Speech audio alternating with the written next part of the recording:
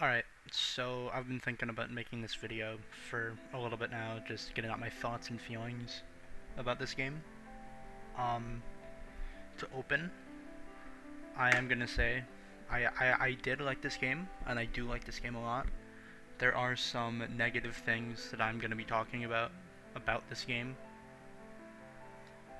I'm gonna start with the positive, and then I'm gonna go to the negative. Then I'm gonna talk about shit that is just kind of like more nitpicky stuff that like doesn't really matter too much in the end, and then I'm gonna end off with my thoughts on comparing this game with Xenogears, because I know not everyone has played Xenogears, so I might as well just save that for the end. Um, this is an unscripted video. I'm not good at reading from like a list, or from a list from like a. I'm not good at reading from just a piece of paper. I'm not good at reading out loud, I guess, but I have some notes of things I want to talk about, and I'm gonna be going into this assuming that you have played all Xenoblade 1, 2, and 3. I will be talking about spoilers for all of these games. I might touch up on Torna. I don't know. I don't think it really matters too much here. From a story perspective, I don't think I will. So I guess, yeah, I guess I'm gonna get started. Like I said before, I'm not gonna be editing this because I'm fucking lazy and I have no internet right now, and I don't want to record gameplay because I don't have a capture card. And if I did, it would be very, very, like, stuttery and choppy because it doesn't run the best on an emulator. So yeah, I guess let's get into this. My thoughts, I'm gonna start with positive things. I think this game looks very nice. The graphics are very good. Um, it is one of the best looking games on the Switch. It is the best looking Xenoblade game, or just I guess Xeno game in general. Um, you can tell that they put a lot more into this game from a visual standpoint, because the world looks nice, the cutscenes look amazing. Like, in a cutscene I can think of that looks amazing in Chapter 1, when they first encounter Mr. Wildride, and there's all the fire and stuff on the ground, the lighting, it makes everything look really good. The characters look really good. The environment looks really good, and I really liked that. Um, I also love the characters. I think the characters are definitely my favorite out of all of the games. I think they're on average the best of the series. Obviously, none of them are taking my new spot as favorite. If you know me, uh, my favorite's Nia. If you know me as a person, you would already know that. Um, yeah, I loved all the characters. I felt they all got what they needed. I think the only character that maybe fell off a tiny bit for me was Tyon, but even then, like, it's whatever. I still liked him. He's my least favorite of the main gang. I can say that if I were to list them, like in a list from worst to best, I think it would go Tyon, Uni, Lance, Noah, Senna, Mio. Um, I was very emotionally invested in this story because of the characters and how they were written and their chemistry with each other. I felt very invested in these characters. If they felt something, I felt what they were feeling. The game was very good at pushing emotions like that. Um, it's something that I didn't really feel too much for 2 or 1. Because 3 definitely got me the most emotional. The voice direction of this game was also very good. For the English dub specifically, I have not played the game with the Japanese dub yet. Um,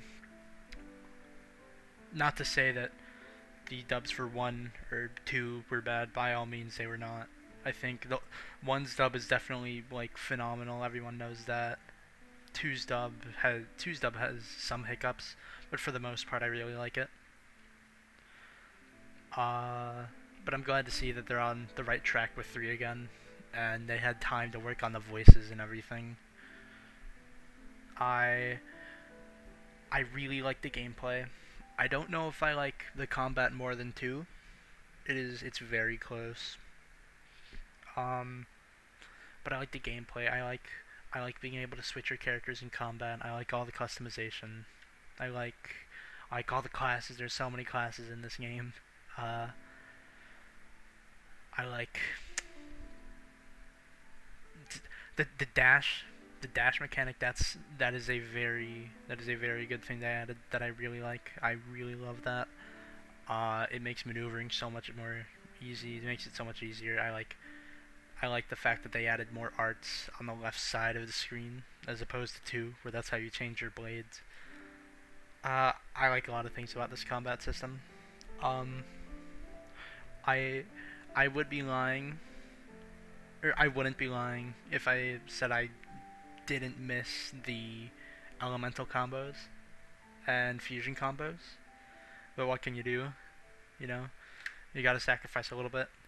Um, I do have to say though, I think Ouroboros, I think it's cool, but I think it's definitely my least favorite gimmick of the games. Is one, the visions of the future. That was cool. It always kept you on your toes. You know, you get a vision. Oh shit, what am I gonna do? How am I gonna change this? For X, you had Overdrive. I love Overdrive. Overdrive is my favorite of the gimmicks. I loved Overdrive so much. It's so much fun. Two, the blades, keeping your affinity up in battle, and having all the combos, all the elemental combos. I thought that was so cool.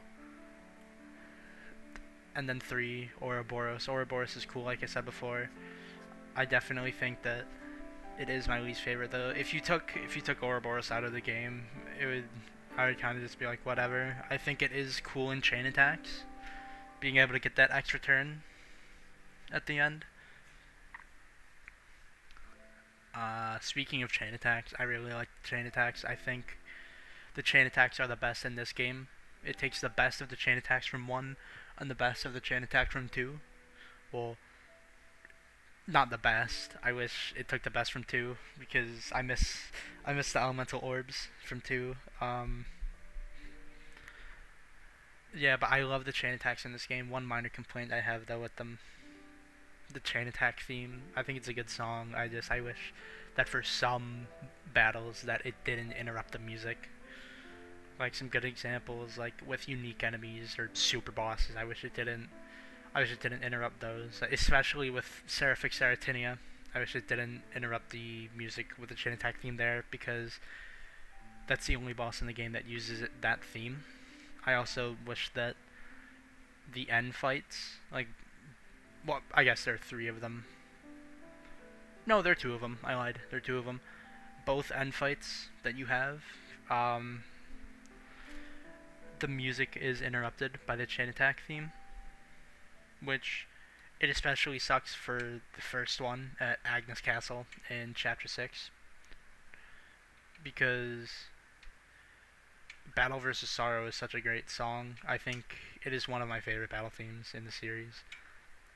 It's such a good song, and it gives a lot of emotion, like emotional feel to the fight, like just a lot of weight, especially with the things that have been happening in the story. It's just, I don't know. I wish the chain attack theme didn't interrupt it for that fight specifically of all fights. Um, the heroes, I like the heroes. I like the heroes a lot. It's nice to have an extra 7th party member, and of course, I like having. I think all the heroes are cool. I especially like the post game heroes. I like. I liked Nia and Melia's quests. They were nice. A little bit of closure, I guess, to them. We didn't get too much of them in 3. We got them near the end, and even then we didn't even get a lot of Melia. We didn't get a lot of Lina either, but we especially didn't get a lot of Melia.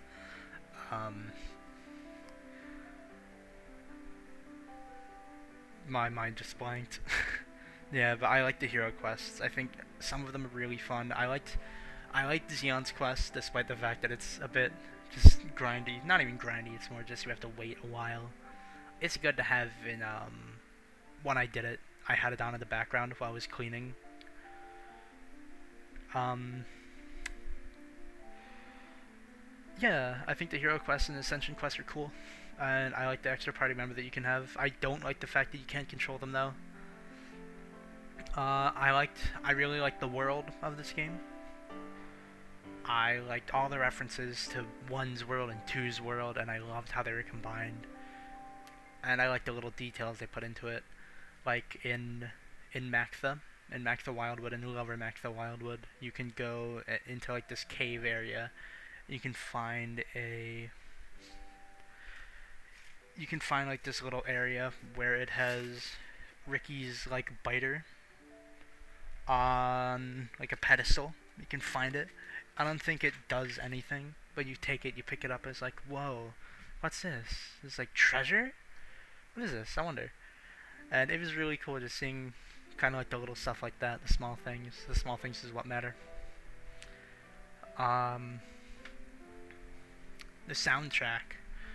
The soundtrack was good for this game. It's a Xenoblade game, so the soundtrack is going to be good. But I did like the soundtrack of this game. I think the battle themes especially. I loved Chaos Battle. I loved You Will Know Our Names finale. I loved Battle vs. Sorrow.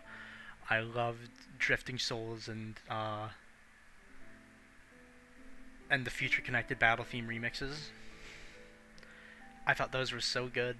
I loved God, I'm sure there's more. Just from battle themes in general. I'm blanking, but I'm sure there's more.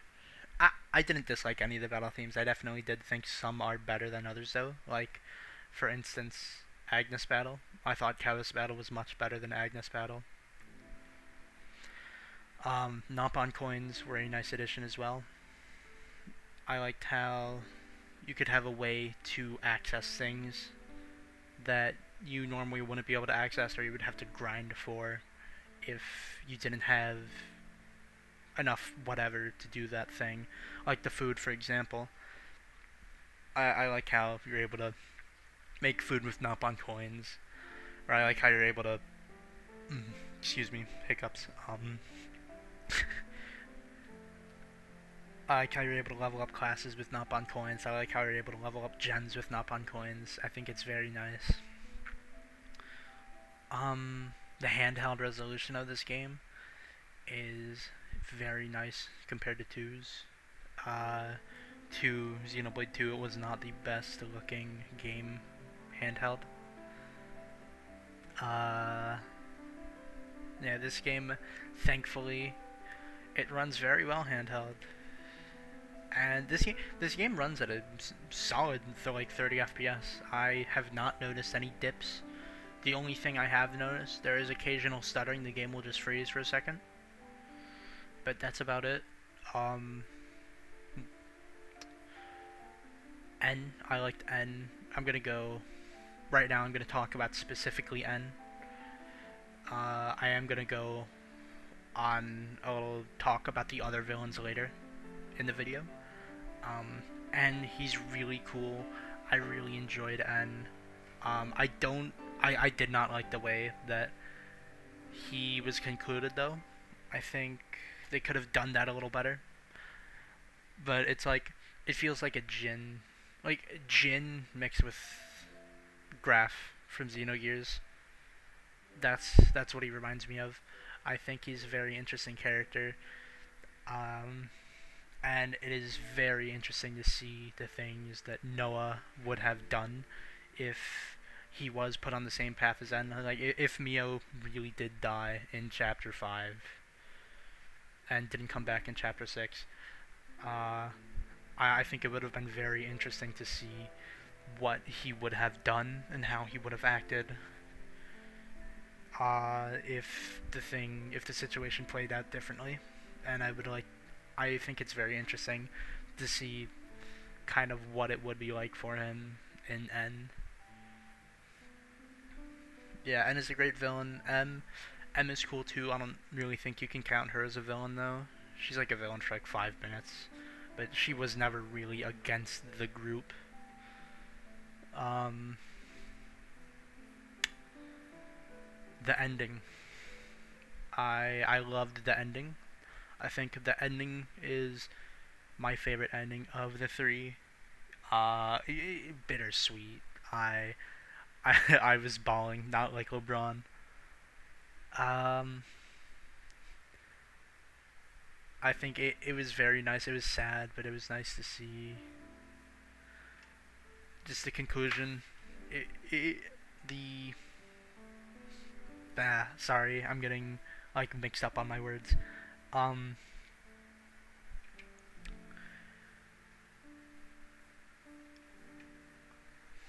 it was it was sad to see the characters just being split apart from each other as the worlds go back to how they were before the Endless Now,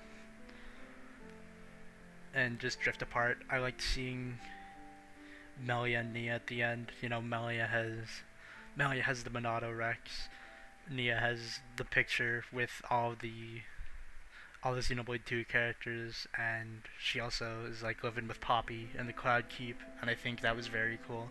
I wish we got to see more of Poppy in the post game though. Yeah, the ending had me crying like a little baby. uh, yeah, I think now I'm gonna talk about some of the things I don't like and that I did not enjoy about the story. I went on my little talk about N earlier. I think N is it's not a high bar, but N is my favorite villain in this game. So now I'm gonna be talking about the other villains. I was not that big of a fan of the consoles. Um, they didn't feel that villainous. No, they felt villainous. It didn't. A lot of the stuff didn't feel like there. Like with Dirk, for example, like he was just like he was evil to be evil. It, I don't know. I didn't feel as much of an emotional attachment. Not necessarily emotional. I just didn't feel as much of an attachment to the villains as I did with like let's say Malus and two. I think Malus was an excellent villain. Same with Jin. I just didn't like the villains. Like they were all Mobius. They were all predictable. Like I wonder. Wow, I wonder what this next villain is gonna be. Oh, it's fucking Mobius. You know. Wow, how predictable. Um, I did not like the constant resurrections, and I did not like the reincarnation. I think I hate resurrections. I think they could have done the reincarnation better, like in some other media. But no, the resurrections. I hate resurrections. I did not like the end of Xenoblade 2. I didn't like Pyra and Mithra coming back to life. I hated that. That is my least favorite part about that game, I think, aside from Chapter 4. But no, it's just when a character died, like, you knew they were gonna come back. I think another thing that also kinda, like, especially with Ethel and Kamaravi, you knew that at least Kamaravi was gonna come back if you, like, looked at the hero screen. It's like, oh, I wonder who that silhouette at the bottom is. That's definitely the king of the Babylonians. Um, no, but a lot of the emotion felt from some of the scenes did not stick because of those characters coming back. Like when Ethel and Kamaravi, they did their little fight and they died. I was like it was obvious they were gonna come back, at least for me. Um,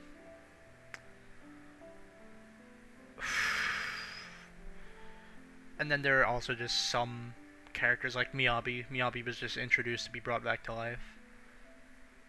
That I guess it's whatever.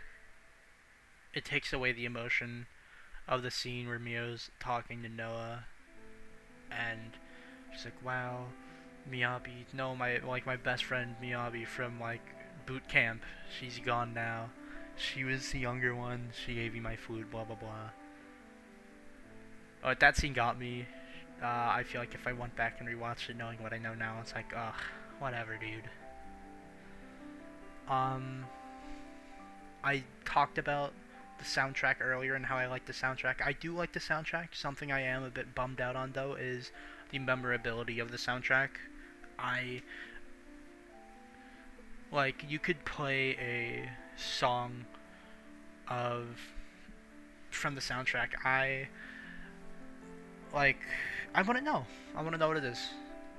For, like let's say an area theme. The only area themes I like remember. I can kind of remember Milik Meadows, and I can kind of remember Arithia Sea.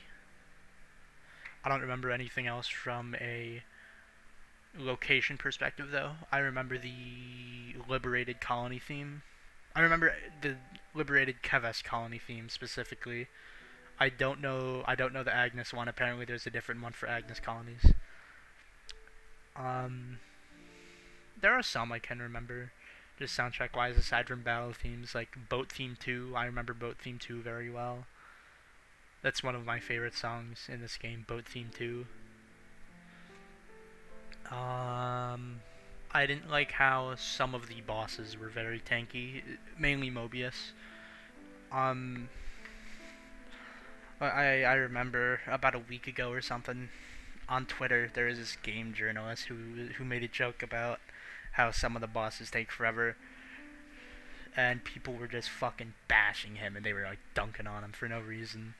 Cause like the bosses in this game are like some of them are very tanky. I do agree with him. Mainly Mobius. The one that comes to mind, especially in chapter in chapter 6, at the end of chapter 6, the final battle with Wild Ride in the Cloud Keep, that shit took forever. I I remember I made a tweet on my spoiler account about like the supposed death of Nia, and I I did the shit. I beat the boss, and I looked back at my phone. This is after like watching cutscenes and stuff too that happened after it, so I could be just like could be a bit off. But that was like an hour past. It was a very tanky boss. It wasn't a hard boss. It was just very tanky. Another boss I can also think of being tanky is Y in the final dungeon in Origin. That was also a very tanky boss. I just didn't like how some of the bosses were super tanky. Um, Something I also didn't like the bosses. I did not like the final boss of this game. I thought it was so bad. I hate the final boss of this game. I think it's fucking ass. I think it would. It's very long and it has too many phases. It reminds me of Nyx from Persona 3. It reminds me of a worse version of Nyx. I think it. I hope they add this in a patch, but in the first phase of the boss, you cannot you can't skip like the cutscenes there in the Mobius theater where it's playing the shit on like the theater screen. I think it's very annoying. It takes up time, you know, like especially if you already beat that phase but you died later and you're replaying that phase and you saw all those cutscenes and like, dude, I don't want to watch this again. It's annoying. Like, I just wish you were able to skip those cutscenes. I thought that like the heroes coming in were cool and all, and like Amelia and Nia coming in to help fight him. I think that was cool. It reminded me of Persona 4's final boss fight, where no one comes to like help you fight or anything. It's just like all of your social links. They come in. They're like, yeah, you can do it. Go, you kun. Yeah, but I did not like the final boss. I thought Zanza was cooler. I thought X's final boss was cooler. I thought Ion was cooler. Um, I thought I did not like the boss fight, or no, I did not like the fact that the boss fight with X was skippable in Origin, because you have to do Uni's side mission first, like her Ascension quest. You have to do her thing first, and then in Origin you can then go and get X's fight. Um, yeah, I think it was kind of dumb that you were able to skip that, and I think the stuff with X also should have been like main story, which I guess this is a nice little segue into my next thing I have on my list. Um, I didn't like how some of the side content felt like it should have been main content. This is like this is mainly regarding Senna and Uni's side missions.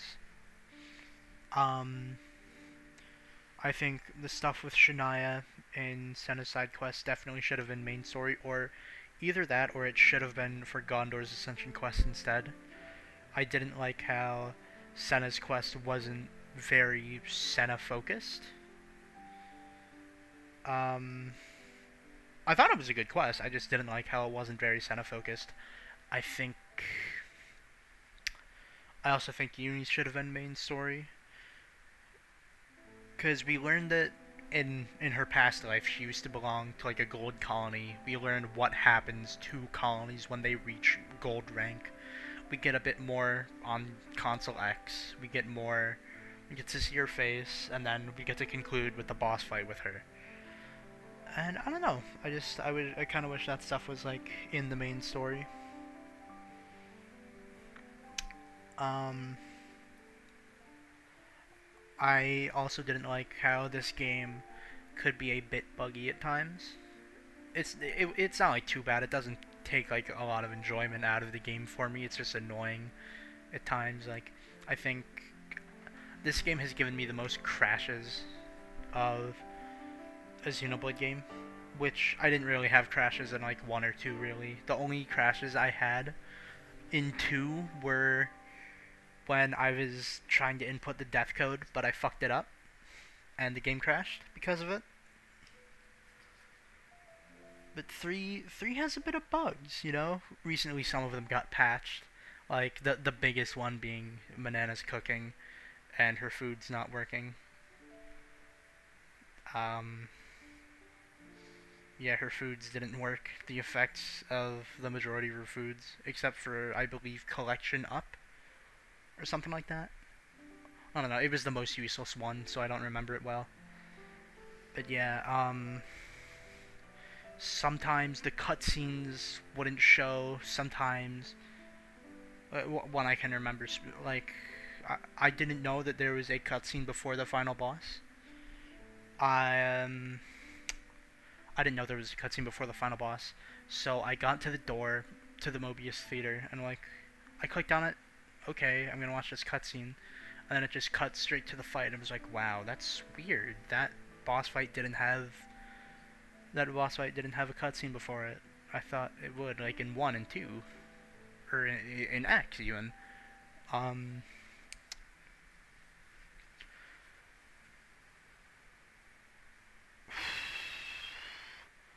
yeah, but that's like the big like wow, that cutscene didn't show for me moment. And I've also heard of people having cutscenes not show for them. One of my mutuals on Twitter told me that when they were fighting the final boss, the cutscene with Nia and Melia never showed for him, which that sucks. Um, I heard of this happening for other people. I did not experience this for myself on the actual Switch. I did have it happen to me on an emulator though. In some of the cutscenes where it'll transition to another scene, like for instance in chapter 3, chapter 4, no, chapter 3. In chapter 3, when Ethel is no, when Boliaris is explaining the battle between Ethel and Kamaravi, it never like showed, it never cut to that um that like cutscene of them fighting, it just showed the wall the whole time. Or another instance is Tyon and Nimue at the Sophronia tree in chapter 3, 4, where they go to the Sophronia tree and they're talking, and then it cuts to Tyon and Nimue at the Sophronia tree. It played the audio, but it never cut to the actual cutscene visual wise. So I was just staring kind of at like the leaves of the Sophronia tree for a good while. Um,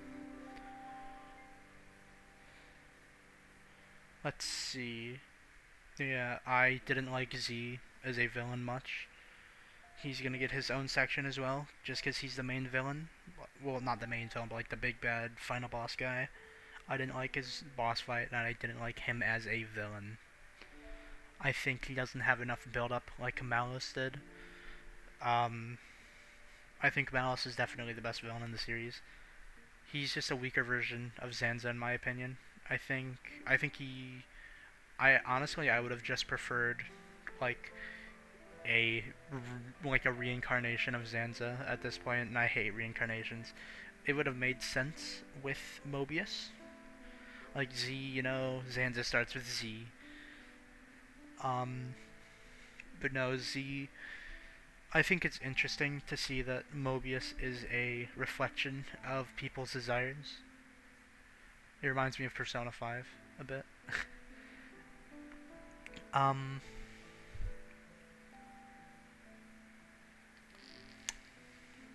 yeah, but I felt Z didn't have the build up.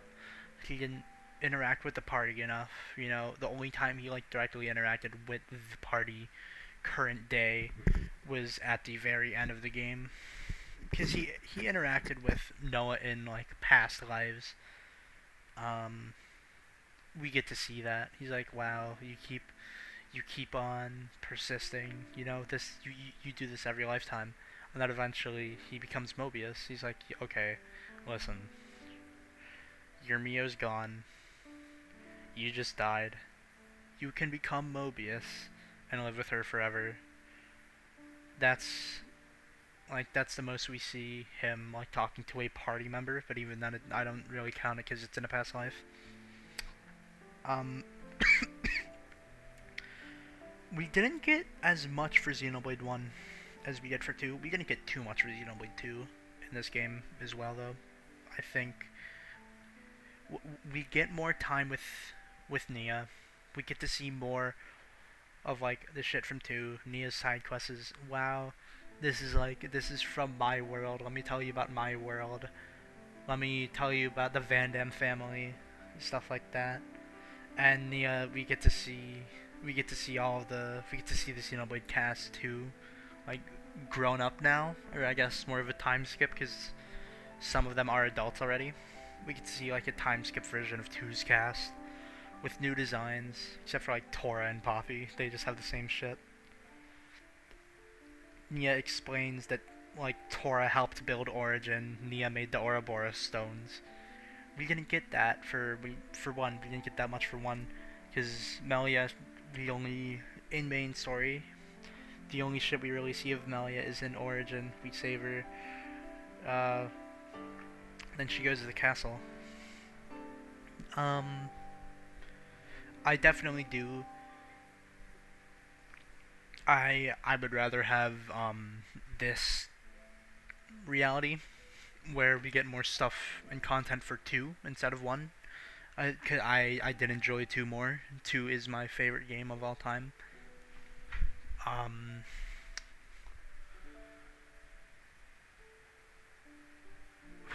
yeah, I wish we got a bit more from 1. Alright. Now I'm gonna get into kind of just nitpicky shit that doesn't really matter too much, but it's like whatever.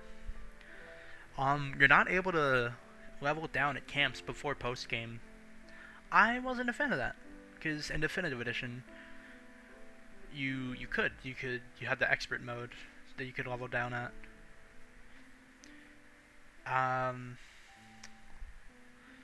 You don't have as much something else I wasn't I just called a nitpick. You don't have as much post game stuff as 2 had.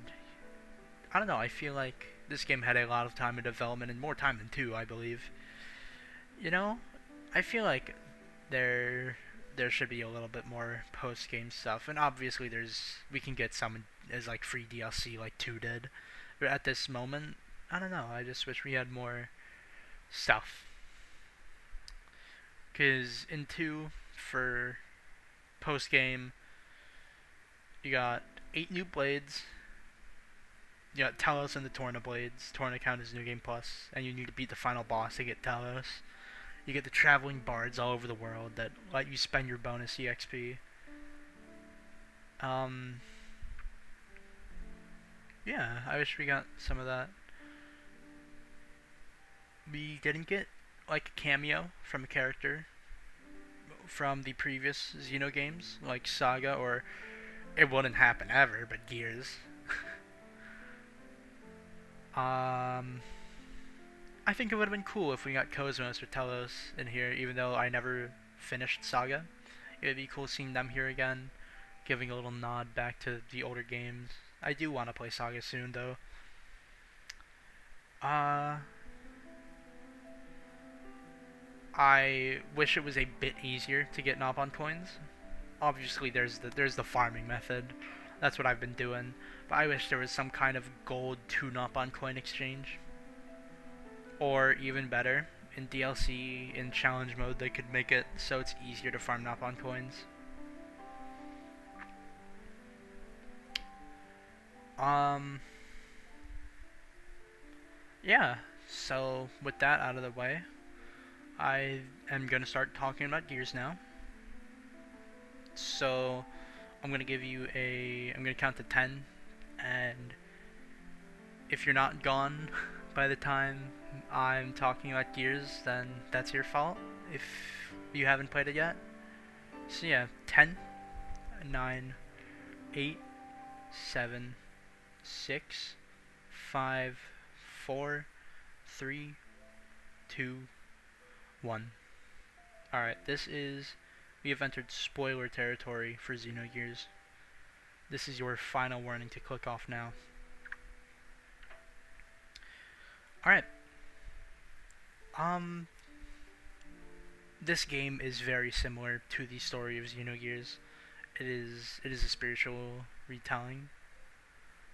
Well, not a spiritual retelling. It's just a retelling of the Xenogears story. I wanted to say spiritual successor, but no, it's not like a successor to Xenogears necessarily. It's just Xenogears, but again, this game is very similar to Xenogears' story. However, I think they did the story worse in this game. I did not like some of the things that they did. Like, I liked how they did the reincarnation in Xenogears better. How it's not like an instant, wow, this character is back. I thankfully they didn't do that in Xenogears at all, where a character died and then they brought him back instantly with the reincarnation.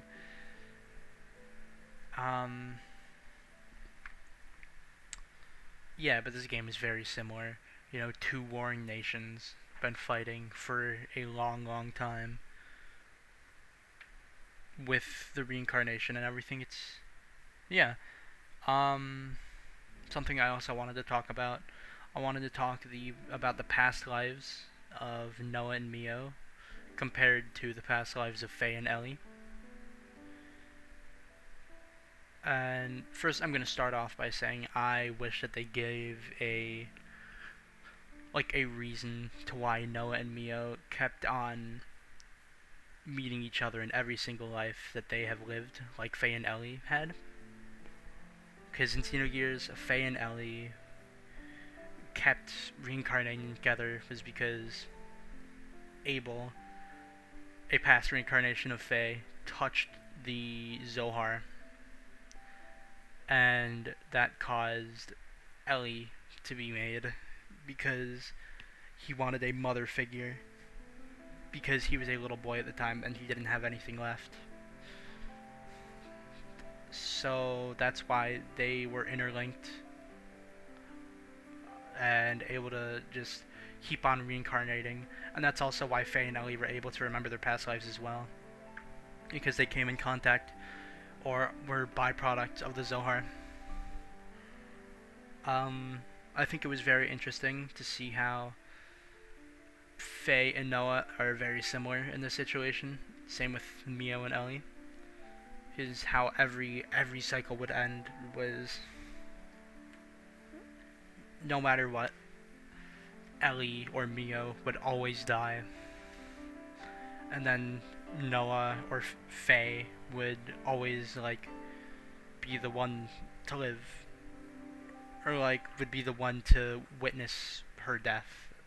I think it was very cool to see the parallels there.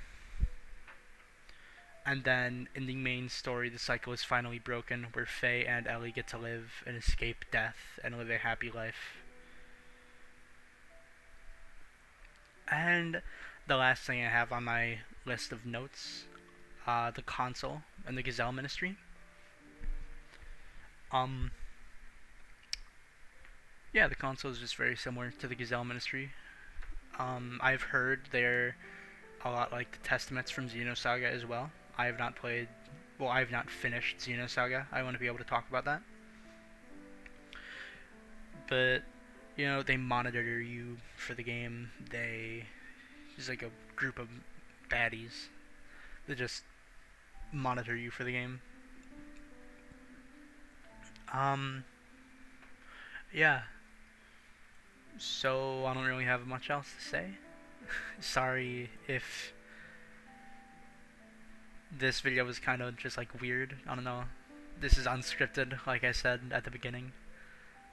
This is just 40 minutes of me talking about this game. There's some positives, some negatives. I'm not gonna give like an overall rating, like a number rating. I thought this game was good, but I think it could have been better. So yeah. I don't know how to end this video, so yes, just like, comment, subscribe. I'll probably upload this soon, because I just spent the last 40 fucking minutes talking about this game. I don't have internet right now as I'm recording this, so I can't. Just waiting until Monday for where I do get internet so I can upload this. I'm not going to edit this or anything. This is just my raw, like, unfiltered thoughts and feelings on the game. So yeah, follow me on Twitter if you haven't for some reason, somehow, at Wienold3305, if you want to see some more takes like this. Yeah. Bye.